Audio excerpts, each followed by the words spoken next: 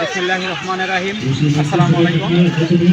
Bangladesh cricket কার্যনির্বাহী সমিতি আজকে আমাদের ফুটবল টুর্নামেন্টের আমাদের কেন্দ্রীয় কমিটির নেতাকর্মীরা খেলতে এসেছিলেন। আমাদের সাথে ছিলেন, সবার সাথে আমি একটু পরিচয় করে দিব। এরই আগে আমাদের মাঝে কিছু কথা বলেছেন আমাদের সংগঠনের সাধারণ সম্পাদক তহিদুল জামান সবুজ ভাই।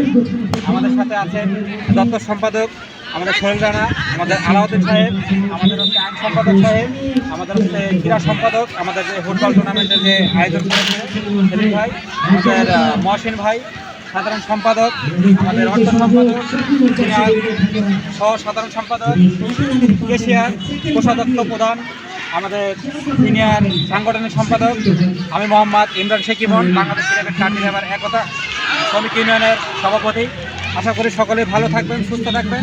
আগামীতে যেন আমরা আরও ভালো শক্তিশালী একটা টিম দিতে চাই, টিম করতে চাই।